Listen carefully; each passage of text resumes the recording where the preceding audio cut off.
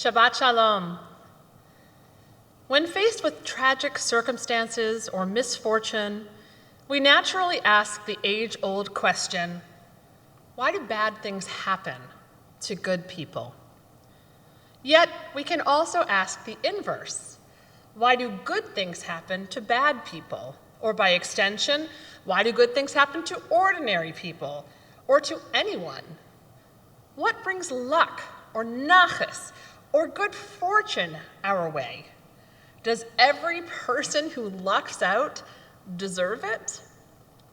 This week's Torah portion responds to this. We read, "When you have eaten your fill and have built fine houses to live in, and your herds and flocks have multiplied, and your silver and gold have increased, and everything you own has prospered, beware lest your heart grow haughty, and you forget Adonai, your God, who freed you from the land of Egypt, the house of bondage.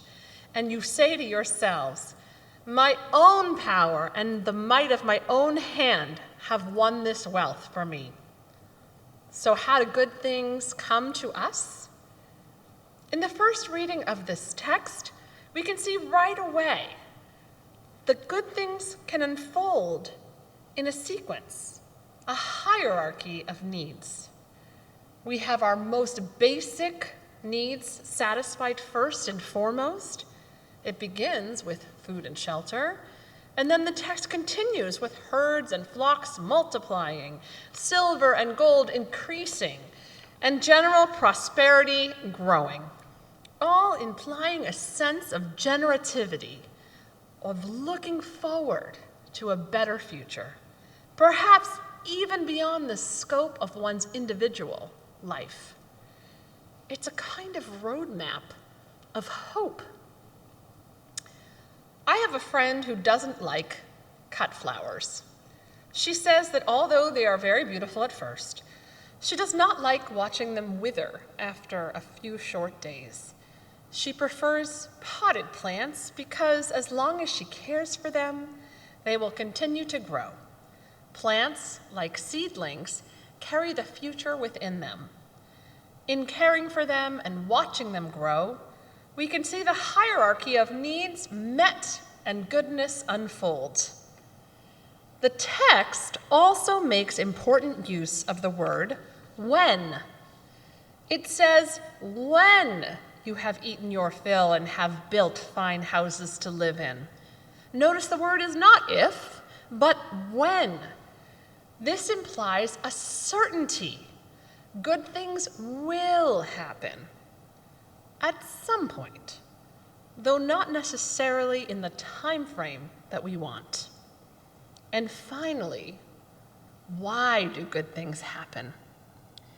According to this text, not because of us, or at least not because of us alone. Good things might come our way, bad things might come our way. And while we can have a role in each, we are not in control of all of our life circumstances.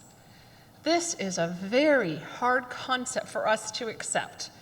We want to feel empowered. We want to control our own destinies. But ultimately, we are born into life circumstances that are not of our own making. We are part of countless interdependent systems: geography, climate, physical and mental health, genetics, community infrastructure, political realities, as well as issues related to gender and race, abilities, disposition, and much more. Everything in our lives, even our own thoughts, can be traced to sources outside of ourselves. The works of our hands and our minds are the products of those who have come before us and those who work beside us. Both obvious, like teachers and mentors and family and friends, and invisible, like the person in a foreign country who sewed the shirt that you're wearing. Or the invisible line of connection between the Torah we are learning and the ancient teachers who first taught it. The Torah teaches us that it is only through the grace of God that we experience goodness in our lives. We often think of grace as a concept more at home in Christian theology, but it is a central belief in Judaism, yet with a different theological root. While the origin of this paradigm in Christianity stems from original sin, in Judaism, God's grace is in response to the covenant. Both Christianity and Judaism view grace as undeserved benevolence from God.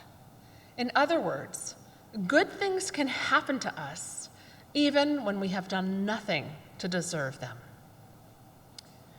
Rosh Hashanah is just over 5 weeks away.